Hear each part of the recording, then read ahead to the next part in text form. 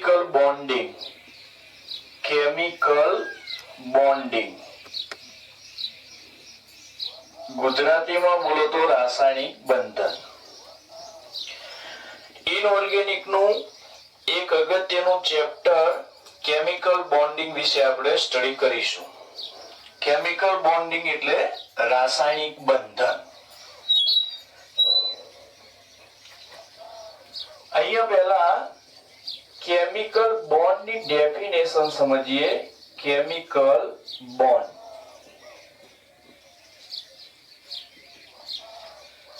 તો આપણે જાણીએ છીએ કે જ્યારે હાઇડ્રોજન પરમાણુમાંથી H2 અણુનું નિર્માણ થાય ત્યારે બે હાઇડ્રોજન પરમાણુ એકબીજા સાથે જોડાય છે.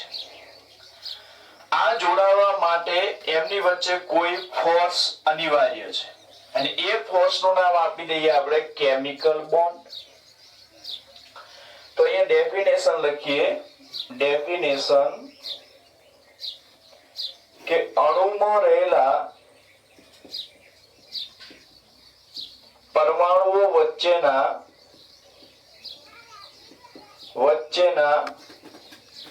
બળને રાસાયણિક બંધ કહેવાય. કેમિકલ બોન્ડ યાની રાસાયણિક બંધ કહેવાય. તો મોલેક્યુલ્સ નું નિર્માણ થાય ત્યારે એટમ એકબીજા સાથે કોઈ ફોર્સ થી જકડાયેલા રહે છે અને આ ફોર્સ ને કહીએ છીએ કેમિકલ બોન્ડ અથવા રાસાયણિક બંધ. હવે કેમિસ્ટ્રીમાં કોઈ પણ સ્પીસીઝ બોલો અથવા એટમ વચ્ચે આકર્ષણ બળની તીવ્રતા વધે એમ પોતાની સ્થિતિ ઉર્જા એટલે પોટેન્શિયલ એનર્જી ઘટે. અને કેમિસ્ટ્રીમાં જે સ્પીસીઝની ચાહે અણુ હોય, આયન હોય કે એટમ, જેની પોટેન્શિયલ એનર્જી ઓછી એની સ્ટેબિલિટી વધારે. કેમિસ્ટ્રીમાં કોઈ પણ અણુનું નિર્માણ થવું, કમ્પાઉન્ડનું નિર્માણ થવું કે રાસાયણિક પ્રક્રિયા થવી એ એની સ્ટેબિલિટી પર ડિપેન્ડન્ટ છે. જ્યાં સ્ટેબિલિટી વધારે હશે ઘટક ત્યાં રહેવાનો પ્રયત્ન કરશે. તો અહીંયા હાઇડ્રોજન પરમાણુઓ વચ્ચે આકર્ષણ બળ વધશે તો H2 જે અણુ છે એની પોટેન્શિયલ એનર્જી ઘટશે, પરિણામે એની સ્ટેબિલિટી વધશે. તો હાઇડ્રોજન પરમાણુમાંથી હાઇડ્રોજન અણુ બને છે ત્યારે એની સ્ટેબિલિટીમાં વધારો થાય છે અને ઘટક પોતે સ્ટેબિલિટી પ્રાપ્ત કરવા માટે પરમાણુમાંથી અણુમાં ફેરવાયો કહેવાય. બીજી વાત કે કોઈ પણ સ્પીસીઝ પરનો ચાર્જ ડિક્રીઝ થાય એની સાથે સાથે એ સ્પીસીઝની પોટેન્શિયલ એનર્જી ડિક્રીઝ થાય અને જ્યારે પોટેન્શિયલ એનર્જી ડિક્રીઝ થાય ત્યારે એની સ્ટેબિલિટી ઇન્ક્રીઝ થાય. તો આ બે ફેક્ટર ખાસ આપણે ધ્યાનમાં રાખીશું કેમિસ્ટ્રીમાં કે ઘટકો વચ્ચે આકર્ષણ ફોર્સ હોય તો સ્ટેબિલિટી વધે અથવા સ્પીસીઝ પરનો ચાર્જ ઘટે એમ સ્ટેબિલિટી વધે અને અણુ હોય કે કમ્પાઉન્ડ એ પોતે સ્ટેબિલિટી પ્રાપ્ત કરવાનો પ્રયત્ન કરશે. તો અહીંયા આપણે કેમિકલ બોન્ડ ની ડેફિનેશન અને થોડી સ્ટેબિલિટી વિશેની વાત કરી. હવે રાસાયણિક બંધના પ્રકાર કેટલા છે એ જરા જોઈ લઈએ. રાસાયણિક બંધના પ્રકાર. તો પહેલું આવશે આપણે આયનીય બંધ, બીજું સહસંયોજક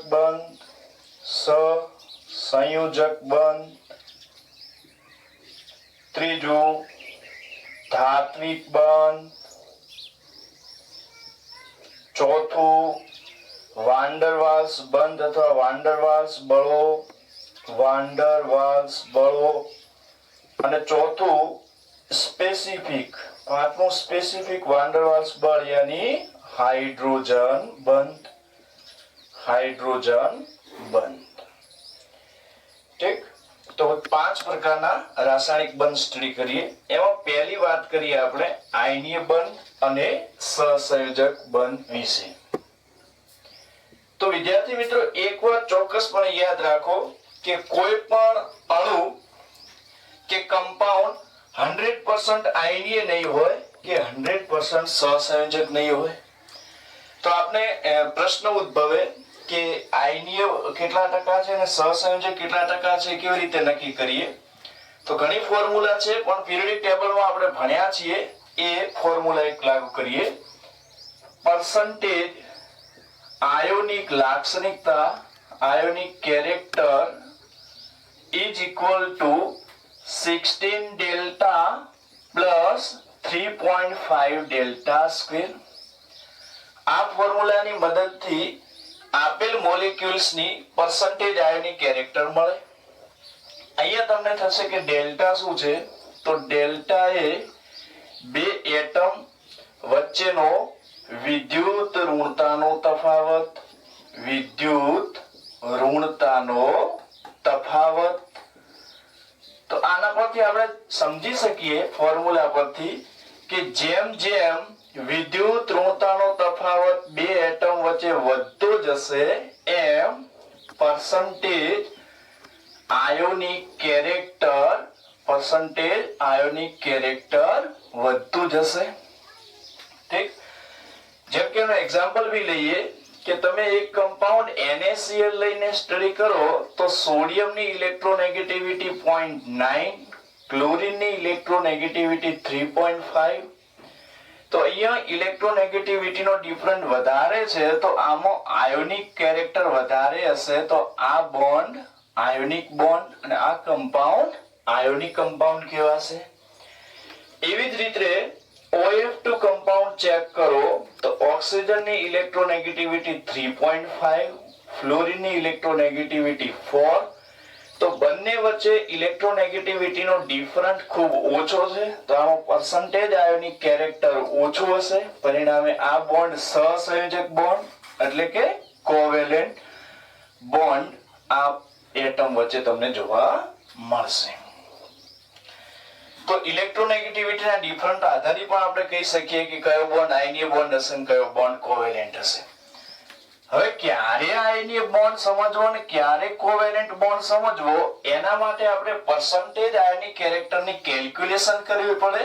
અને ત્યારબાદ અહીંયા હું લખું છું કે અગર percentage ionic character, percentage ionic character એ 50% કરતા વધુ આવે, 50% કરતા વધુ આવે, કેલ્ક્યુલેશન કરો અને પરસેન્ટેજ આયોનિક કેરેક્ટર 50% કરતા વધુ આવે તો એ બોન્ડ આપણે માનીશું આયોનિક બોન્ડ, અથવા ગુજરાતીમાં બોલો તો આયનીય બંધ.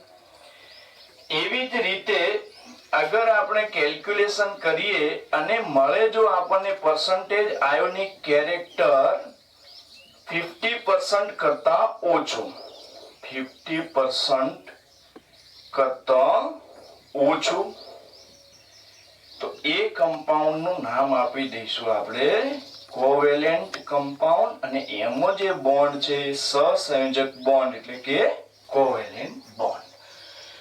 તો અહીંયા રાસાયણિક બંધના પ્રકાર જોયા પછી આયનીય બંધ અને સહસંયોજક બંધ નક્કી કરવા માટે પરસેન્ટેજ આયોનિક કેરેક્ટર ચેક કરવું પડે, જે ઇલેક્ટ્રોનેગેટિવિટીના ડિફરન્ટ પર ડિપેન્ડેન્ટ છે. અગર પરસેન્ટેજ આયોનિક કેરેક્ટર 50% કરતા વધુ હોય તો આયોનિક બોન્ડ અને 50% કરતા ઓછું હોય તો કોવેલેન્ટ બોન્ડ. ત્યાર પછી જનરલ એનાલિસિસ છે એ જોઈ લઈએ જરા. બોન્ડ કયા પ્રકારનો છે ચેક કરવા માટે. તો જનરલી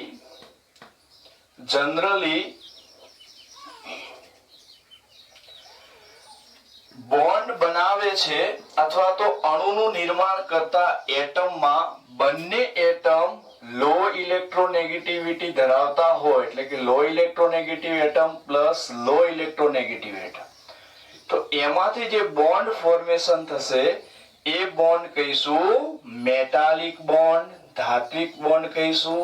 લો ઇલેક્ટ્રોનેગેટિવ એટમ એક્ઝામ્પલ તરીકે બોન્ડમાં પાર્ટિસિપેટ થવા માટે બે સોડિયમ એટમ આવે તો બે સોડિયમ એટમ વચ્ચે મેટાલિક બોન્ડ હશે, એટલે કે એ આપણે આગળ ભણીશું મેટાલિક બોન્ડ કોને કહેવાય. આ તો જનરલ એનાલિસિસ છે. બીજું કે બોન્ડમાં પાર્ટિસિપેટ થવા માટે એક એટમ લો ઇલેક્ટ્રોનેગેટિવ હોય પ્લસ એક એટમ હાઈ ઇલેક્ટ્રોનેગેટિવ હોય તો એમાંથી જે બોન્ડ ફોર્મેશન થશે એ બોન્ડ આયોનિક બોન્ડ. એક્ઝામ્પલ તરીકે low electronegative atom sodium, high electronegative chlorine, તો એનાથી બનતું કમ્પાઉન્ડ NaCl આયોનિક બોન્ડ ધરાવતું કમ્પાઉન્ડ હશે.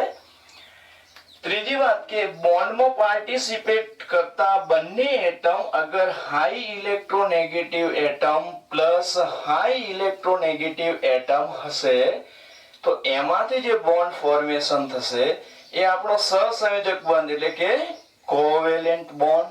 એ બોન્ડ કયો બનશે? કોવેલેન્ટ. જેમ કે high electronegative atom chlorine plus high electronegative atom chlorine, તો એમાંથી જે બોન્ડ ફોર્મેશન થઈ અને Cl2 અણુ બનશે તો Cl2 અણુમાં બે Cl પરમાણુ વચ્ચે સહસંયોજક પ્રકારનો બોન્ડ બનેલો હશે. તો આપણે એની કેટલીક પ્રાથમિક માહિતી મેળવી. હવે આપણે એક પછી એક સ્ટડી કરીએ. તો પહેલા ભણીશું આયનીય બંધ. આયનીય બંધ એટલે કે આયોનિક બોન્ડ.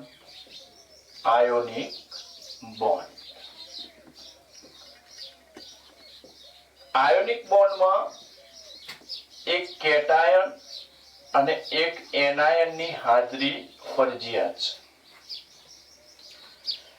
કેટાયન પર પોઝિટિવ ચાર્જ, એનાયન પર નેગેટિવ ચાર્જ.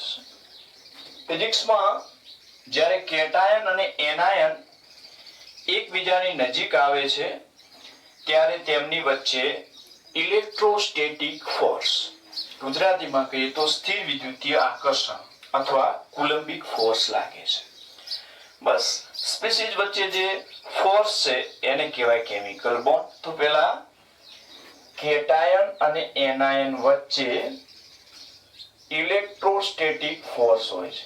ઇલેક્ટ્રોસ્ટેટિક ફોર્સ લાગુ પડતું હોય છે એટલે કે સ્થિર વિદ્યુતીય આકર્ષણ.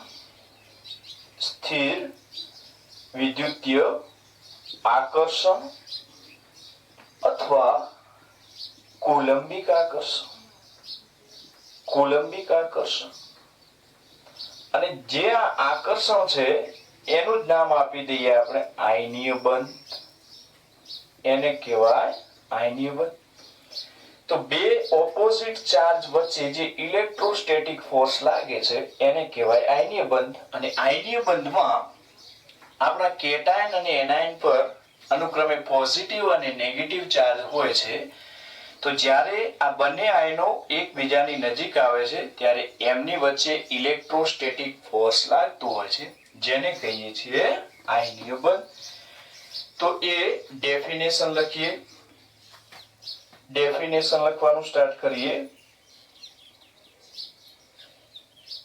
બીજું કે આયનીય બંધ જે સંયોજનમાં હોય એ સંયોજનને આયનીય સંયોજન કહેવાય. તો ડેફિનેશનમાં આયનીય સંયોજનમાં રહેલા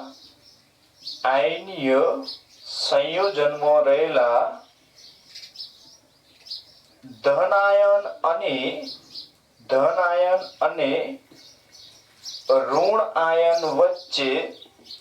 આયન વચ્ચે લાગતું સ્થિર વિદ્યુતીય બળ અથવા સ્થિર વિદ્યુતીય આકર્ષણને આયનીય બંધ કહે છે.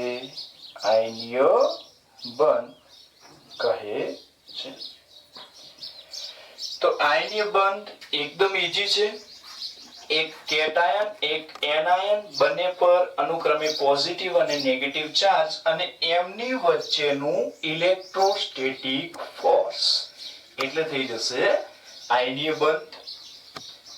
જેમ કે એક એક્ઝામ્પલ લઈએ, જે તમે જાણો છો કે BaSO4 કમ્પાઉન્ડ છે, તો BaSO4 કમ્પાઉન્ડમાં બે આયનો Ba+2 આયન અને SO4 -2 આયન.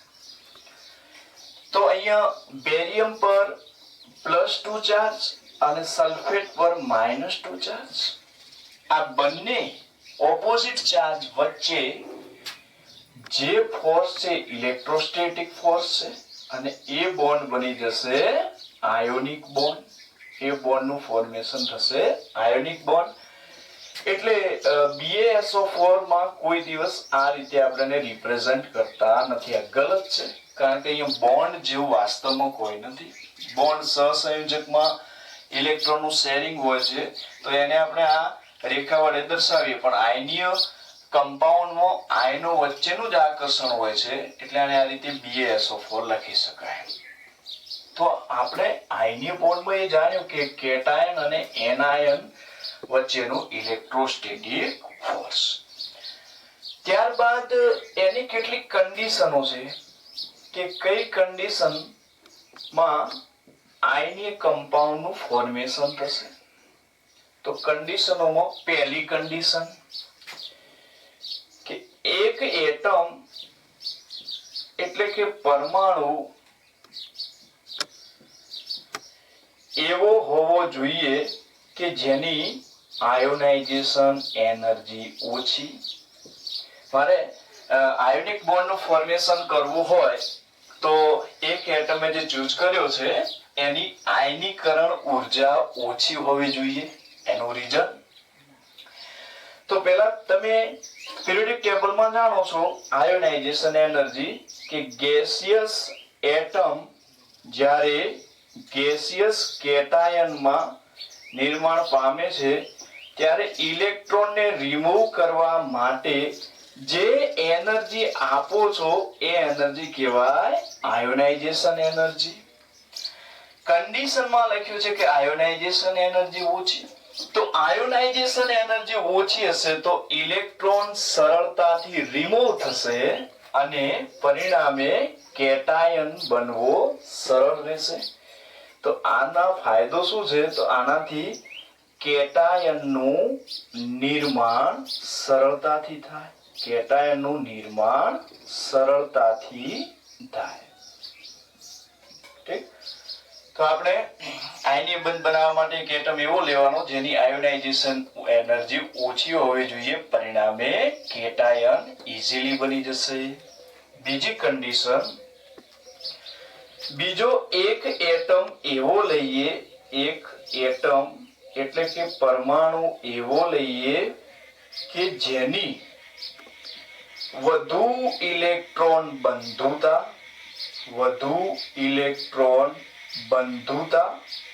અથવા વધુ ઇલેક્ટ્રોન પ્રાપ્તિ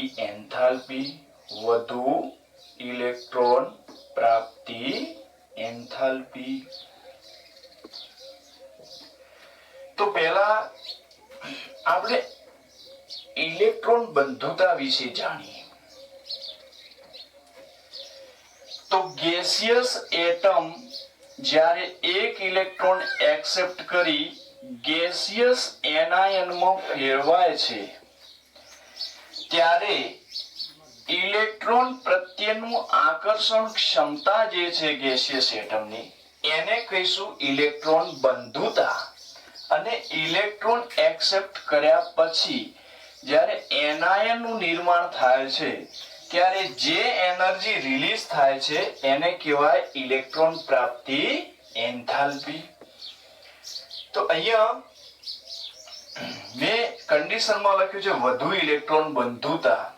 એનો મતલબ એ થશે કે ઇલેક્ટ્રોન આકર્ષવાની ક્ષમતા વધારે અને ઇલેક્ટ્રોન એટ્રેક્શન કર્યા પછી સ્વીકાર્યા પછી રિલીઝ થતી એનર્જી વધારે.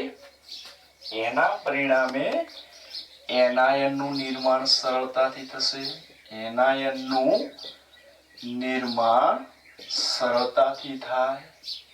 સરળતાથી થાય. તો તો મેં આયોનિક બોન્ડમાં એ કીધું છે કે કેટાયન હોવો જોઈએ ને કે એનાયન હોવો જોઈએ. એના માટે બે કન્ડિશન લીધી છે કે કેટાયન બનવા માટેનો એટમ છે ની આયોનાઇઝેશન એનર્જી ઓછી અને જે એટમ માંથી એનાયન બને છે એની ઇલેક્ટ્રોન એફિનિટી એટલે કે ઇલેક્ટ્રોન બંધુતા વધુ હોવી જોઈએ. તો આપણી પાસે હવે કેટાયન અને એનાયન તૈયાર છે. ત્રીજું ફેક્ટર, લેટિસ ઉર્જા વધુ હોવી જોઈએ. લેટિસ ઉર્જા વધુ હોવી જોઈએ.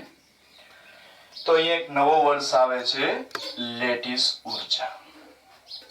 તો લેટિસ ઉર્જા વિશે સમજવાનો પ્રયત્ન કરીએ. આયનિક બોન્ડમાં જ લેટિસ ઉર્જા છે આયનો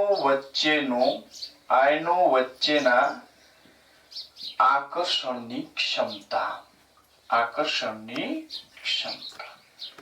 કે એક કેટાયન બન્યું અને એક એનાયન બન્યું, એ બે આયનો વચ્ચેના આકર્ષણની ક્ષમતાને લેટિસ ઉર્જા કહેવાય. હવે આપણે જાણીએ છીએ કે કેટાયન અને એનાયન વચ્ચે આયનીય આકર્ષણ હોવું જોઈએ.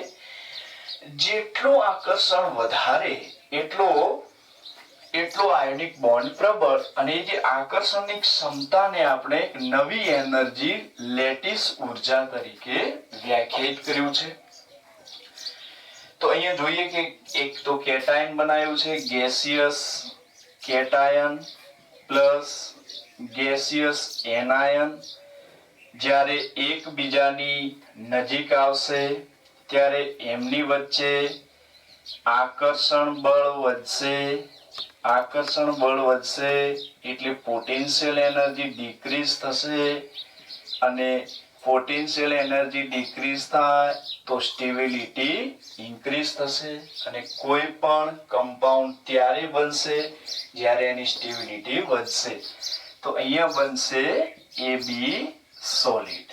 સોલિડ એટલા માટે લખું છું કે જનરલી મોટા ભાગે આયનીય સંયોજનો એક ઘન સ્વરૂપમાં હોય છે, સોલિડ સ્ટેટમાં એ રહેતા હોય છે. બીજું કે આના પરનો કેટાયન અને આના પરનો એનાયન જ્યારે નજીક આવશે ત્યારે ન્યુટ્રલ થશે એટલે ચાર્જ ડિક્રીઝ થશે. અગાઉ મેં કીધું એ પ્રમાણે તો જેમ જેમ સ્પીસીસ પરનો ચાર્જ ડિક્રીઝ થશે એમ પોટેન્શિયલ એનર્જી ડિક્રીઝ થશે, પરિણામે સ્ટેબિલિટી ઇન્ક્રીઝ થશે. તો બંને ફેક્ટર પરથી અહીંયા જોયું કે આ રિએક્શનમાં અથવા આ કમ્પાઉન્ડ જ્યારે ફોર્મેશન થાય છે ત્યારે સ્ટેબિલિટી ઇન્ક્રીઝ થાય છે. હવે અહીંયા એ વાત કરીશ તમને કે કમ્પાઉન્ડ બન્યા પછી પોટેન્શિયલ એનર્જી ડિક્રીઝ થાય છે. તો એનર્જી જે ડિક્રીઝ થાય છે એ એનર્જી આ કમ્પાઉન્ડ રિલીઝ કરે છે. કારણ કે એનર્જી રિલીઝ કરે તો જ કમ્પાઉન્ડની એનર્જી ઘટે. તો અહીંયા એનર્જી રિલીઝ થાય છે એટલે કે ઉર્જા મુક્ત થાય છે. અને જે ઉર્જા મુક્ત થાય છે એ આકર્ષણના કારણે રિલીઝ થાય છે. એટલે આ મુક્ત થતી ઉર્જાનું નામ આપી દીધું લેટિસ ઉર્જા, શોર્ટમાં લખીએ એલી. અને અહીંયા ઉર્જા મુક્ત થાય છે એટલે આ રિએક્શન કહેવાશે ઉષ્માક્ષેપક પ્રક્રિયા.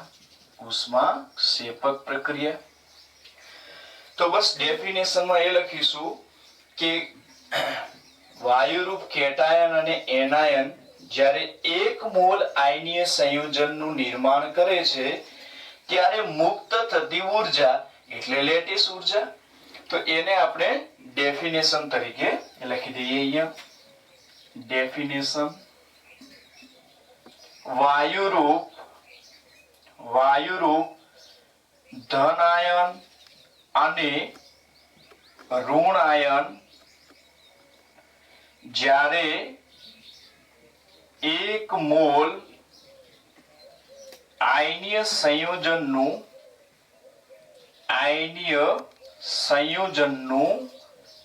નિર્માણ કરે ત્યારે મુક્ત થતી ઉર્જા ને લેટિસ ઉર્જા કહે છે. લેટિસ ઉર્જા એલી કહે છે. તો અહીંયાથી જાણી શકો છો કે લેટિસ ઉર્જા શું છે? કેટાયન અને એનાયન ની આકર્ષણ ક્ષમતા.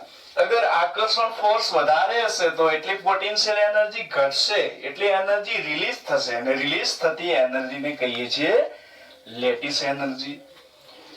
તો લેટિસ એનર્જીની ડેફિનેશન આપણે જાણી. હવે આ રિએક્શનને જસ્ટ રિવર્સ કરીને લખીએ તો AB સોલિડ માંથી રિવર્સ કરીએ તો cation gaseous plus anion gaseous.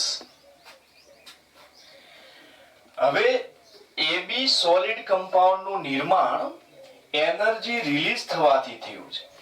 એ જેટલી એનર્જી રિલીઝ થઈ એ એનર્જી પાછી કમ્પાઉન્ડ ને આપી દઈએ, અહીંયા પાછી રિલીઝ થયેલી ઉર્જા આપી દઈએ તો કમ્પાઉન્ડ જે છે એ પાછી એનર્જી મેળવી લેશે તો એ ગેસિયસ કેટાયન અને એનાયન માં ફેરવાઈ જશે.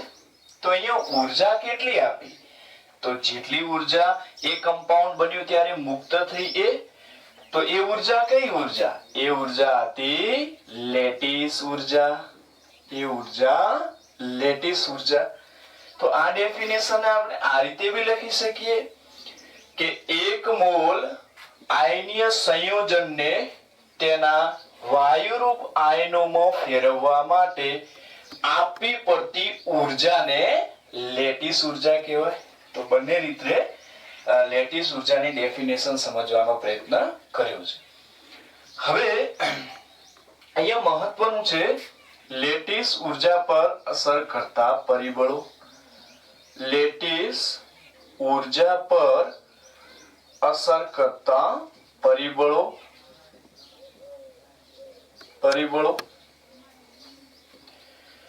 તો ફિઝિક્સમાં તમે જાણો છો potential energy is equal two કે Q1 Q2 upon R.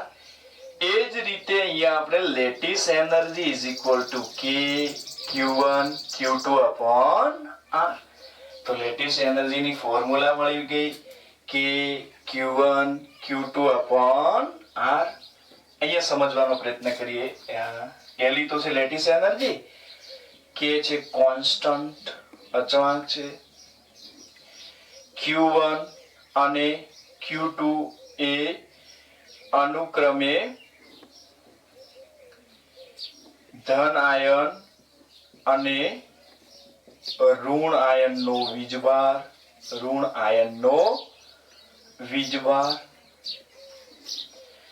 Q1 અને Q2 છે એમના પરનો ચાર્જ, R છે આંતર આયનીય અંતર. આંતર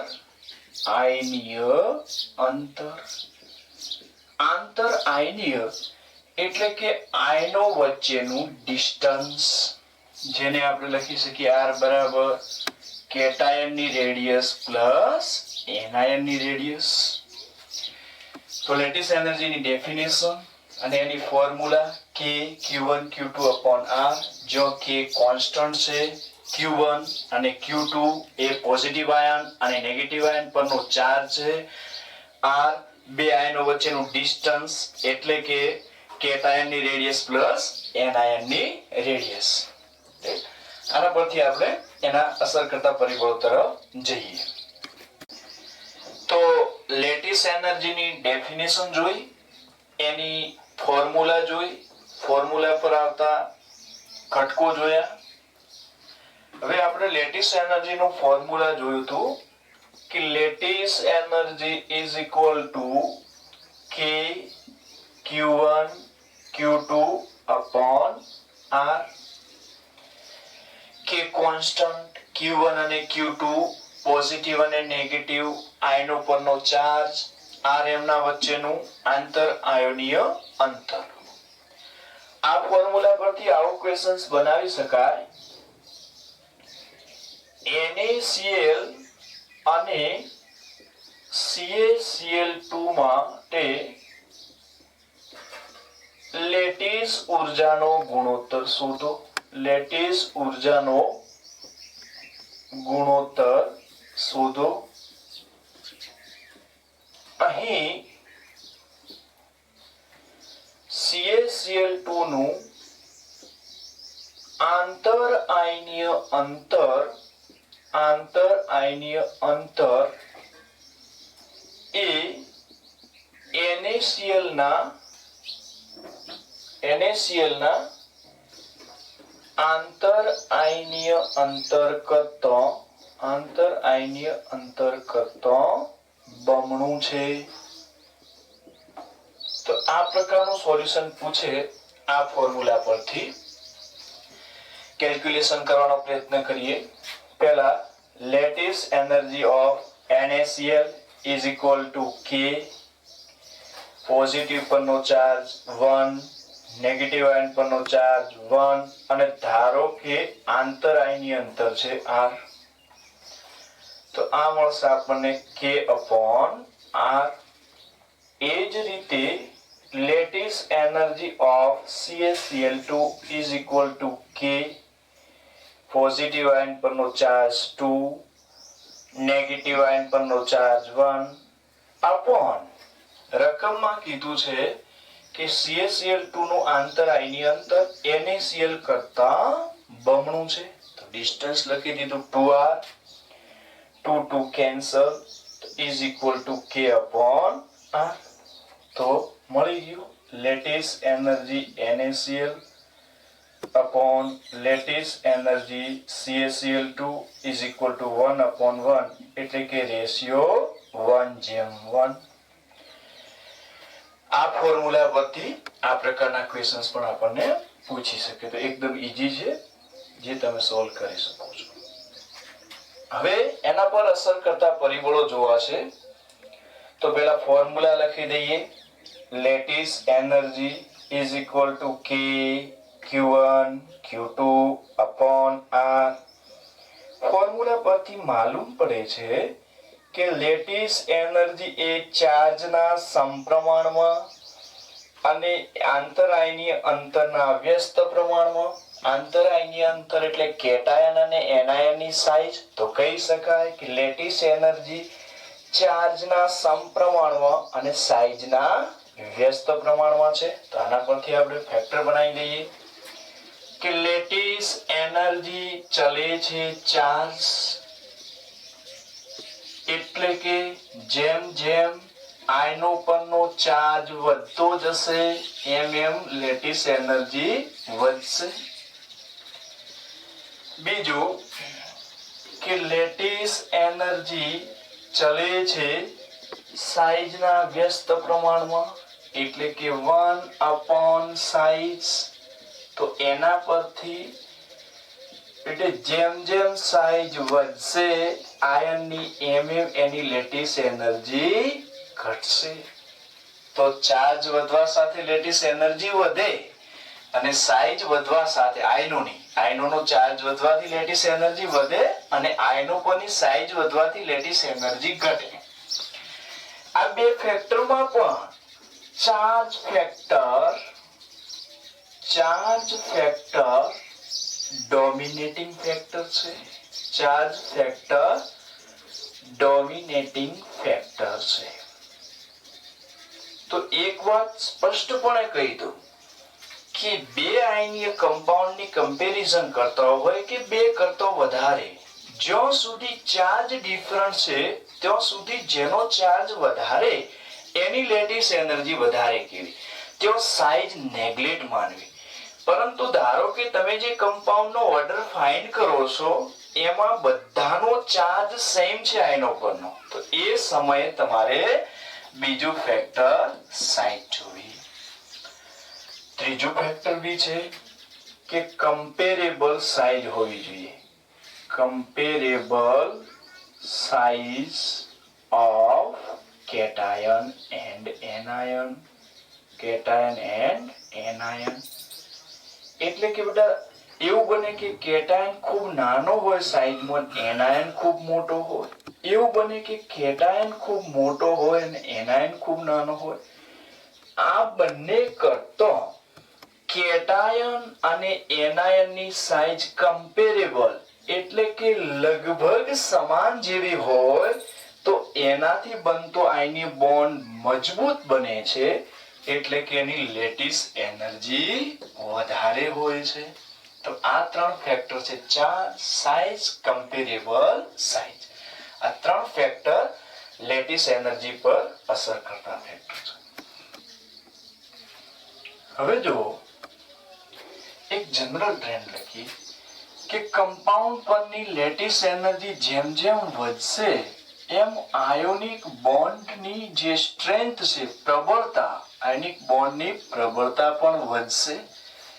એટલે કે મજબૂત આયનીય બોન્ડ હશે અને જેનો મજબૂત આયનીય બોન્ડ હોય એટલે કે લેટિસ એનર્જી જેની વધારે હોય એનું મેલ્ટિંગ પોઈન્ટ વધારે અને એની હાર્ડનેસ પણ વધારે હોય છે. જેની લેટિસ એનર્જી વધારે એનું મેલ્ટિંગ પોઈન્ટ વધારે, કારણ કે જોડાણ આયનો વચ્ચેનું મજબૂત હોય છે અને એની હાર્ડનેસ એટલે સખ્તાઈ પણ વધારે હોય છે.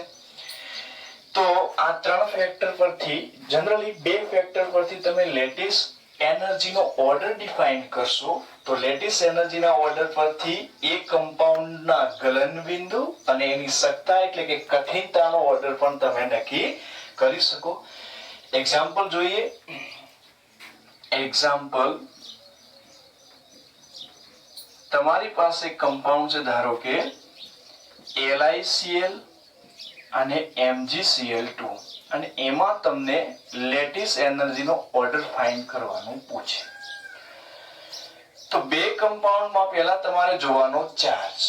તો cation charge lithium +1, chloride -1, magnesium +2, chloride -1. હવે અહીંયા જે એનાયન છે એનો ચાર્જ સરખો છે.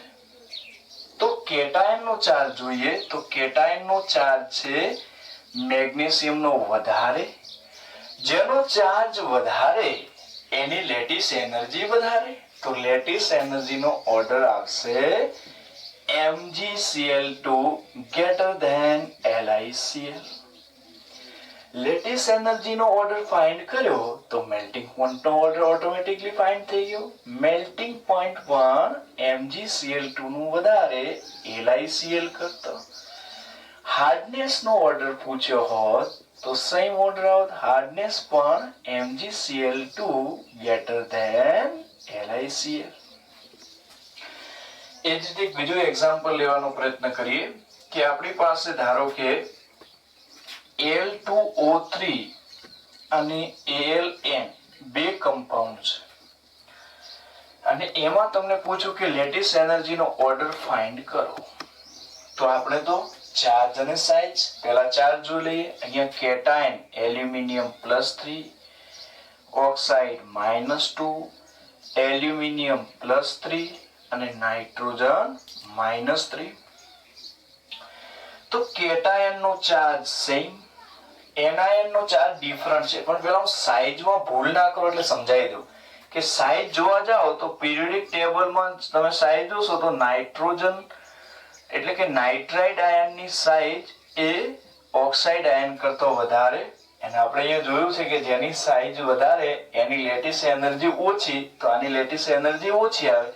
તો લેટિસ એનર્જી નો ઓર્ડર આવે Al2O3 greater than Aln. But આ ઓર્ડર ગલત, કારણ કે આપણે ઓલરેડી કહી ચૂક્યા છીએ કે ચાર્જ ફેક્ટર ડોમિનેટિંગ ફેક્ટર છે. જ્યાં સુધી ચાર્જમાં ડિફરન્ટ હોય ત્યાં સુધી સાઇઝ ચેક નહીં કરીએ તો ચાર્જ જોઈએ તો કેટાયન નો સેમ બટ એનાયન નો ચાર્જ નાઇટ્રાઇડ આયન નો વધારે છે. તો જેનો ચાર્જ વધારે છે એની લેટિસ એનર્જી વધારે આવશે. તો લેટિસ એનર્જી નો ઓર્ડર થઈ જશે Aln greater than Al2O3, Aln greater than Al2O3.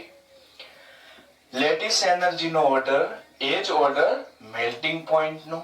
તો મેલ્ટિંગ પોઈન્ટ નો ઓર્ડર પણ થશે Aln greater than Al2O3 અને હાર્ડનેસ નો ઓર્ડર પણ થશે Aln greater than Al2O3. આવા બીજા કેટલાક પ્રશ્નો જોવાનો પ્રયત્ન કરીએ કે જેમાં લેટિસ એનર્જીના ઓર્ડર ફાઇન્ડ કરવાના હોય. તો લેટિસ એનર્જીના જે ઓર્ડર છે એ મેલ્ટિંગ પોઈન્ટના એ જ હાર્ડનેસના સમજવાના. તો ચલો જોઈએ આપણે. હવે આપણી પાસે લેટિસ એનર્જીના ઓર્ડર ફાઇન્ડ કરવા માટે ક્વેશ્ચન છે NF NgF2 LF3. આપણે આગળ જાણ્યું કે બે ફેક્ટર એના માટે જવાબદાર છે, એક ચાર્જ અને એક સાઇઝ. તો પહેલા હું તમને કહી દઉં કે ચાર્જ ફેક્ટર પર જ જવાનું. અગર ચાર્જ ડિફરન્ટ હોય તો ચાર્જ પરથી ઓર્ડર નીકળી જશે. ચાર્જ સેમ આવે પછી આપણે સાઇઝ ચેક કરીએ. તો જોઈએ ક્વેશ્ચન. અહીંયા Na+1 F-1 Mg+2 F-1 L+3 F-1. અહીંયા ત્રણેય આયનીય કમ્પાઉન્ડમાં નેગેટિવ ચાર્જ સેમ છે, પરંતુ સોડિયમ થી એલ્યુમિનિયમ તરફ જતો અનુક્રમે પોઝિટિવ ચાર્જ વધે છે. જેનો ચાર્જ વધારે એની લેટિસ એનર્જી વધારે. તો આ ઓર્ડર થઈ જશે એનો લેટિસ એનર્જીનો order. Second Na+1 O-2 Mg+2 O-2 L+3 O-2. જો અહીંયા પણ એનાયન પરનો ચાર્જ સેમ છે, પરંતુ સોડિયમ થી એલ્યુમિનિયમ તરફ જતો કેટાયનનો ચાર્જ વધે છે. જેમ જેમ ચાર્જ વધે એમ એમ એની લેટિસ એનર્જી વધતી જશે. એના પછી લિથિયમ પર +1 ઓક્સિજન -2 લિથિયમ +1 નાઇટ્રોજન -3.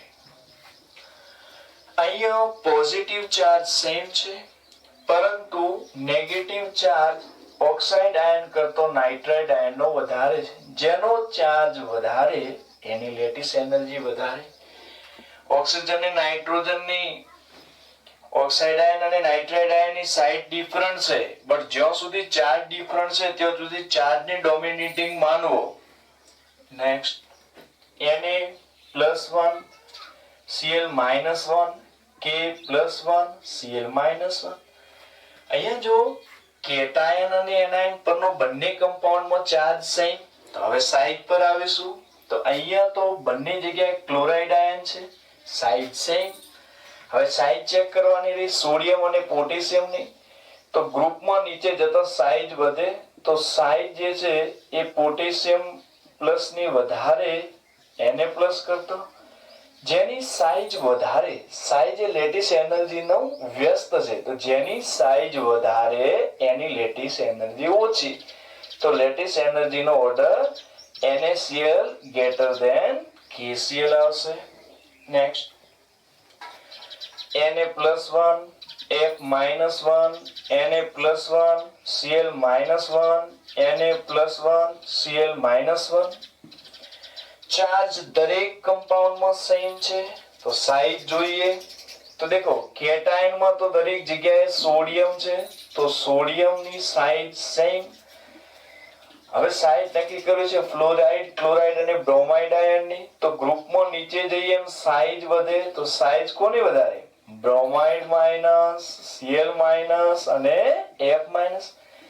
જેમ સાઇઝ એ લેટિસ એનર્જીનું વ્યસ્ત છે. જેની સાઇઝ વધારે એની લેટિસ એનર્જી ઓછી. તો લેટિસ એનર્જીનો ઓર્ડર આવશે NF NaCl NaBr. Next Na+1 F-1 Mg+2 Cl-1. અહીંયા એનાયન નો ચાર્જ સેમ, બટ અહીંયા સોડિયમ કરતો મેગ્નેશિયમ પર +2 ચાર્જ છે. જેનો ચાર્જ વધારે એની લેટિસ એનર્જી વધારે.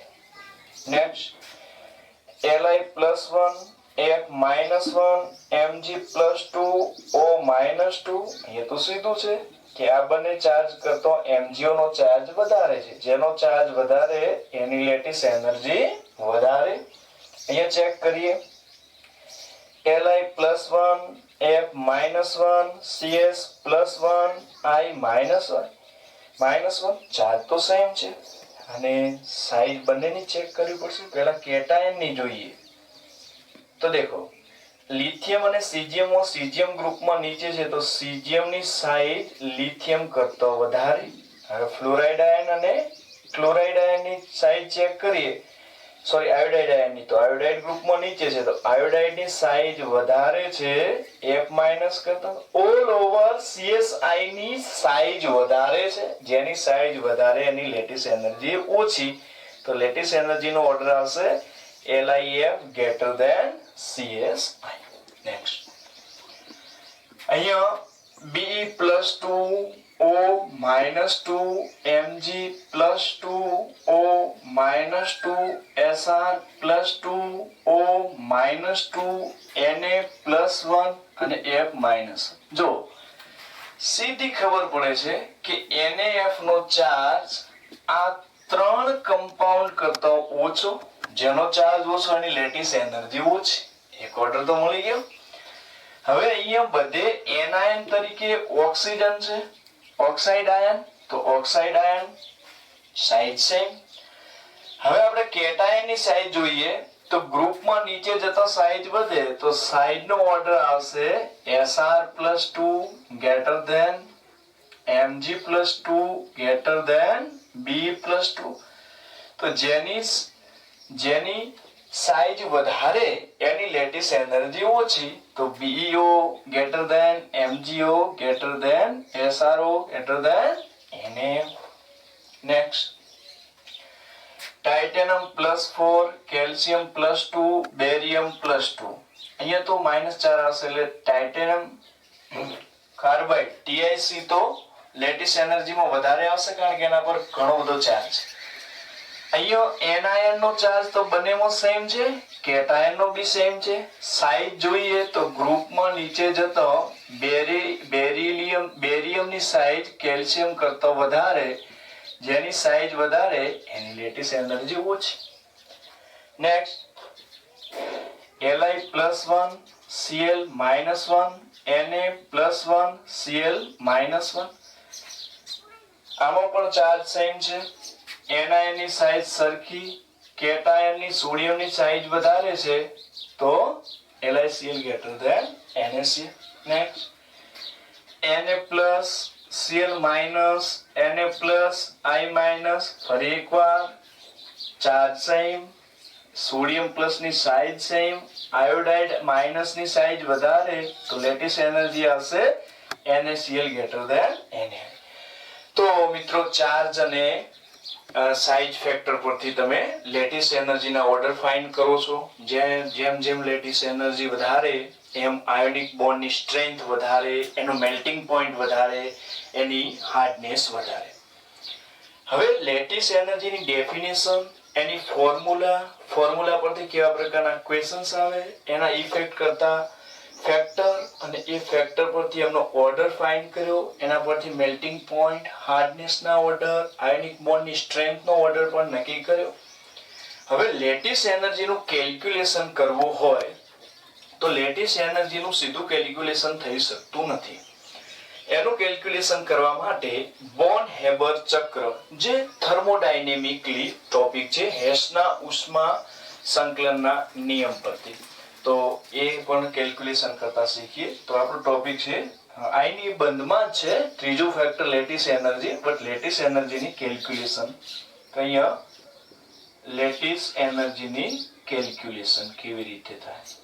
તો લેટિસ એનર્જીની કેલ્ક્યુલેશન કરવા માટે આપણે બોર્ન હેબર ચક્રનો ઉપયોગ કરીએ છીએ. Born Haber cycle, Born Haber ચક્ર, જે હેસના ઉષ્મા સંકલનના નિયમ પર આધારિત છે. હેસનો નિયમ એવું કહે છે કે વિવિધ તબક્કામાં, જેમ કે A થી B, B થી C, C થી D, આ વિવિધ તબક્કામાં રિએક્શન થાય છે. માની લો કે A થી B energy change x1, B થી C energy change x2, C થી D એનર્જી ચેન્જ ધારો કે x3 થતો હોય, અને જો રિએક્શન સીધી એક જ તબક્કામાં થતી હોય A થી D, તો એનો જે એનર્જી ચેન્જ છે આ બધા એનર્જી ચેન્જના સરવાળા બરાબર, એટલે કે x1 + x2 + x3. આ કન્સેપ્ટ આધારિત બોર્ન હેબર સાયકલની મદદથી લેટિસ એનર્જીની ગણતરી કરી શકાય છે. હવે જોઈએ આપણે, ધારો કે આપણને એવું પૂછે કે lattice energy of NaCl, NaCl ની લેટિસ એનર્જી, NaCl સોલિડ ની લેટિસ એનર્જી ફાઇન્ડ કરો. તો હું તમને અહીંયા સ્પષ્ટપણે કહીશ કે પહેલા જે કમ્પાઉન્ડ ની લેટિસ એનર્જી ફાઇન્ડ કરવાની છે એને થર્મોડાયનેમિક્સમાં, તમે કેમિકલ થર્મોડાયનેમિક્સમાં ભણ્યા છો, થર્મોકેમિસ્ટ્રીમાં, કે સર્જન એન્થાલ્પીના ઇક્વેશન લખવાના આવે. એમાં 1 મોલ કમ્પાઉન્ડ હોય અને એના જે ઘટક તત્વો છે એમાંથી બને અને ઘટક તત્વો પ્રમાણિત સ્થિતિમાં રહેવા જોઈએ. હું સમજાવું અહીંયા. આપણે NaCl માટે વાત કરીએ તો NaCl સોલિડ સ્ટેટ ખાસ લખજો, એ 1 મોલ રાખવાનું. અને NaCl એની પ્રમાણિત સ્થિતિમાં તો સોડિયમ અને ક્લોરીન માંથી બને, તો સોડિયમ ની સ્ટાન્ડર્ડ સ્ટેટ Na સોલિડ અને Cl2 ગેસ. બેલેન્સ કરીએ, કારણ કે આને 1 મોલ રાખવાનું છે. સર્જન એન્થાલ્પી પ્રમાણે તો અહીંયા હશે 1 તો આ NaCl 1 મોલ નું ફોર્મેશન થયું. તો ત્યારે જે એનર્જી ચેન્જ છે એને કહેવાય ડેલ્ટા H ફોર્મેશન, સર્જન એન્થાલ્પી ચેન્જ. હવે સોડિયમ ને આપણે ગેસિયસ સ્ટેટમાં લાવીએ, સોડિયમ ગેસિયસ, તો સોલિડ માંથી સીધું ગેસિયસ માં કન્વર્ટ કરાવીએ એ સમયની એનર્જીને કહેવાય સબ્લિમેશન એનર્જી. અહીંયા ક્લોરીન મોલેક્યુલ્સ ફોર્મમાં છે, એને એટમ ફોર્મમાં લાવીએ Cl ગેસ, તો ક્લોરીનના 2 પરમાણુ વચ્ચેનો બોન્ડ બ્રેક કરવો પડે, તો એના માટેની energy delta H bond dissociation energy. થર્મોડાયનેમિક્સમાં ઇક્વેશનનો જે કોફિશિયન્ટ છે એ એનર્જી સાથે ગુણી દેવો. અહીંયા છે હાફ, આપણે ગુણી દઈએ into half. Sodium gaseous atom જ્યારે સોડિયમ પ્લસ ગેસિયસ આયનમાં કન્વર્ટ થાય ત્યારે આપણે શીખ્યા કે એ જે એનર્જી ચેન્જ છે એને કહેવાય આયોનાઇઝેશન એનર્જી. અને Cl ગેસિયસ એટમ જ્યારે Cl માઇનસ ગેસિયસ એટમમાં ફેરવાય ત્યારનો જે એન્થાલ્પી ચેન્જ છે એને કહેવાય ઇલેક્ટ્રોન પ્રાપ્તિ enthalpy, delta H Eg electron gain enthalpy. જ્યારે ગેસિયસ કેટાયન અને ગેસિયસ એનાયન 1 મોલ આયનીય સંયોજનનું નિર્માણ કરે છે ત્યારે જે એનર્જી રિલીઝ થાય છે એને કહેવાય લેટિસ એનર્જી. હવે હેસના નિયમ મુજબ ડાયરેક્ટ એક સ્ટેપમાં NaCl માં થતો જે એનર્જી ચેન્જ છે એ બાકી બધા એનર્જી ચેન્જના સરવાળા બરાબર. કઈ લખી દઈએ, delta H formation is equal to આ બધી એનર્જીનો સરવાળો, એટલે કે delta H sublimation plus delta H bond dissociation energy by 2 plus delta H ionization energy plus delta H electron gain enthalpy plus lattice energy. અહીંયા તમને formation energy, sublimation energy, bond dissociation energy, ionization energy અને electron પ્રાપ્તિ enthalpy આપેલ હોય તો એની મદદથી તમે lattice energy find કરી શકો. અહીંયા ધ્યાન રહે કે દરેક એનર્જી જે છે એના યુનિટ ખાસ જોવા કે બધા જૂલમાં છે, કિલો જૂલમાં છે, કેલરીમાં છે, કિલો કેલરીમાં છે કે અર્ગમાં છે. ત્યારબાદ આ ઇક્વેશનમાં 1 મોલ કમ્પાઉન્ડ લખવું, અહીંયા એને બેલેન્સ કરી દેવું અને એના જે કોફિશિયન્ટ છે એ એનર્જી સાથે મલ્ટીપલ કરી દેવા. એ મૂક્યા પછી તમે લેટિસ એનર્જીનું કેલ્ક્યુલેશન કરશો તો લેટિસ એનર્જી તમને મળી જશે. તો આ જે સાયકલ છે એને કહેવાય બોર્ન હેબર સાયકલ.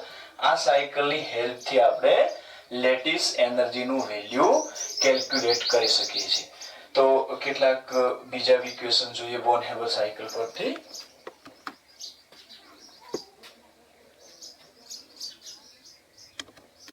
હવે લેટિસ એનર્જી ફાઇન્ડ કરો. MgCl2 માં એમ પૂછે lattice energy of MgCl2 solid. MgCl2 ની લેટિસ એનર્જી ફાઇન્ડ કરવી છે. તો મેં તમને કીધેલું છે કે સર્જન એન્થાલ્પી નું ઇક્વેશન લખવું. એમાં MgCl2 સોલિડ 1 મોલ રાખો અને મેગ્નેશિયમ અને ક્લોરીન એમની સ્ટાન્ડર્ડ સ્ટેટમાં જે થર્મોડાયનેમિક્સમાં શીખ્યા. તો મેગ્નેશિયમ સોલિડ અને Cl2 ગેસિયસ. ત્યાર પછી એનું બેલેન્સિંગ ચેક કરો. અહીંયા 1 મોલ જ રાખો. તો 1 મોલ કમ્પાઉન્ડ જ્યારે એમાં રહેલા ઘટકો પોતાની સ્ટાન્ડર્ડ સ્ટેટમાંથી બનાવે એ સમયે જે એનર્જી ચેન્જ છે એને કહેવાય ડેલ્ટા એચ ફોર્મેશન. હવે ગેસિયસ એટમમાં પહેલા લાવી દઈએ, કારણ કે આયોનાઇઝેશન એનર્જી ને ઇલેક્ટ્રોન એફિનિટી ગેસિયસ સ્ટેટમાં ડિફાઇન કરેલી છે. તો મેગ્નેશિયમ સોલિડ ને મેગ્નેશિયમ ગેસિયસમાં લાવવું હોય સોલિડમાંથી ગેસિયસ, તો એ સમયનો એનર્જી ચેન્જ છે delta H sublimation. Chlorine Cl2 already gaseous સ્ટેટમાં છે, પરંતુ એ મોલેક્યુલ્સ છે અને અહીંયા આપણે એને એટમ ફોર્મમાં લાવવા પડશે, કારણ કે ડેફિનેશન ઇલેક્ટ્રોન પ્રાપ્તિ એન્થાલ્પીની એટમ માટે છે. તો ક્લોરીન જે છે અણુ, એમાં 2 ક્લોરીન પરમાણુ વચ્ચે બંધ છે. બંધ તોડવા માટે delta H bond dissociation energy. Coefficient ખાસ અહીંયા 1, અહીંયા 1. ગેસિયસ મેગ્નેશિયમ આયન જ્યારે ગેસિયસ મેગ્નેશિયમ +2 આયનમાં ફેરવાય એ સમયે થતો energy different delta H ionisation coefficient. Chlorine gaseous atom જ્યારે ક્લોરાઇડ આયનમાં ગેસિયસ સ્ટેટમાં ફેરવાય ત્યારે થતો energy change delta H electron gain enthalpy અથવા ઇલેક્ટ્રોન પ્રાપ્તિ એન્થાલ્પી કોફિશિયન્ટ 2. કોફિશિયન્ટ ખાસ. ગેસિયસ કેટાયન અને ગેસિયસ એનાયન જ્યારે 1 મોલ આયનીય સંયોજનનું નિર્માણ કરે છે એ સમયે જે એનર્જી રિલીઝ થાય છે એને કહેવાય લેટિસ એનર્જી. હેસના નિયમ મુજબ ફોર્મેશન એનર્જી એ આ બાકી બધી એનર્જીના સરવાળા બરાબર. તો લખીએ delta H formation is equal to delta H sublimation plus delta H bond dissociation energy plus delta H ionization energy plus 2 delta H electron gain enthalpy plus lattice energy. અહીંયા બધા value given હશે અને તમારે lattice energy find કરવાની. બીજું કે અહીંયા સબ્લિમેશન energy required energy છે એટલે એની પોઝિટિવ સાઇન. બોન્ડ તોડવા માટે એનર્જીની રિક્વાયરમેન્ટ છે એટલે પોઝિટિવ. ઇલેક્ટ્રોન રિમૂવ કરવા માટે એનર્જીની જરૂર છે એટલે positive. Electron gain enthalpy negative કે પોઝિટિવ હોઈ શકે. લેટિસ એનર્જી નેગેટિવ એની સાઇન થશે. અહીંયા આયોનાઇઝેશન એનર્જી જે છે ડેલ્ટા એચ આયોનાઇઝેશન એનર્જી એની વાત કરું તો મેગ્નેશિયમ ગેસિયસ એટમ પહેલા મેગ્નેશિયમ પ્લસ ગેસિયસ આયનમાં ફેરવાશે, ત્યારબાદ મેગ્નેશિયમ +2 ગેસિયસ આયનમાં ફેરવાશે. તો પહેલો ઇલેક્ટ્રોન દૂર કરવા માટેની આયનીકરણ ઉર્જા પ્રથમ આયનીકરણ ઉર્જા, બીજો ઇલેક્ટ્રોન દૂર કરવા માટેની આયનીકરણ ઉર્જા દ્વિતીયક આયનીકરણ ઉર્જા.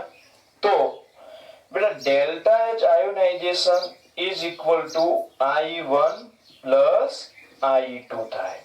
Delta H ionization energy is equal to I1 plus I2. ઠીક.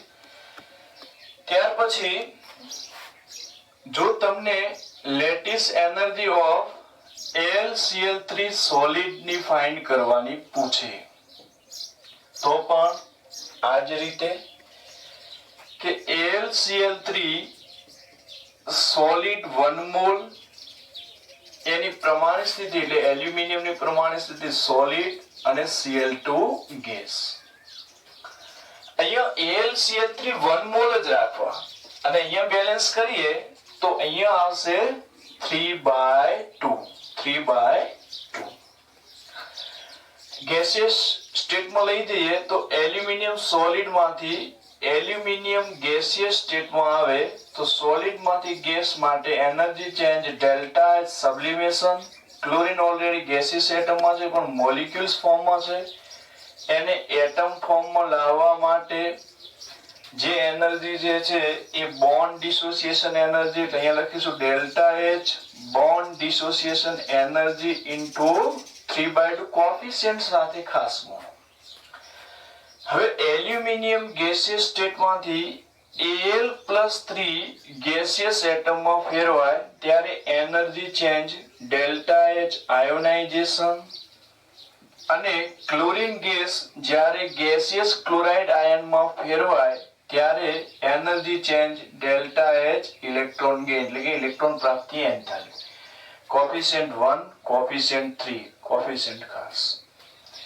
ગેસિયસ કેટાયન અને ગેસિયસ એનાયન જ્યારે એક મોલ આયનીય સંયોજનનું નિર્માણ કરે છે ત્યારે રિમૂવ થતી જે એનર્જી છે એને કહેવાય લેટિસ એનર્જી. ઠીક. અને એક તબક્કામાં એક મોલ પ્રમાણિત સ્થિતિમાં રહેલા તત્વો જ્યારે કમ્પાઉન્ડનું નિર્માણ કરે તો એનર્જી ચેન્જ કહેવાય ડેલ્ટા H ફોર્મેશન. હેસના નિયમ પરથી આપ જાણો છો કે delta H formation is equal to delta H sublimation plus delta H bond dissociation energy into 3/2 plus 3 delta H electron gain enthalpy plus delta H ionization energy plus lattice energy. અહીંયા પણ coefficient ખાસ ધ્યાનમાં લેવાના, બાકી એનર્જીના value આપેલ છે. હવે અહીંયા મારે તમને એ કહેવું છે કે એલ્યુમિનિયમ ગેસિયસ સ્ટેટમાંથી એલ્યુમિનિયમ +1 ગેસિયસ, એલ્યુમિનિયમ +2 ગેસિયસ અને એલ્યુમિનિયમ +3 ગેસિયસ એટલે કે ગેસિયસ એલ્યુમિનિયમમાંથી એક ઇલેક્ટ્રોન પછી બીજો પછી ત્રીજો ઇલેક્ટ્રોન દૂર કરીએ તો આપ પીરિયોડિક ટેબલમાં જાણો છો કે અહીંયા first ionisation energy, second ionisation energy અને થર્ડ આયોનાઇઝેશન એનર્જી. તો delta H ionization energy is equal two I1 plus I2 plus I3 થશે. ત્યારબાદ એક એક્ઝામ્પલ લઈએ કે લેટિસ એનર્જી ફાઇન્ડ કરો Al2O3 સોલિડ માટે. તો same to same Al2O3 solid 1 mole અને એના જે ઘટકો છે સ્ટાન્ડર્ડ સ્ટેટમાં હોવા જોઈએ. Al2O3 1 મોલ નિર્માણ થવું જોઈએ. તો અહીંયા લખવાનો પ્રયત્ન કરીએ Al2O3 solid 1 mall standard state એટલે એલ્યુમિનિયમ સોલિડ અને ઓક્સિજન ગેસિયસ સ્ટેટમાં હોય.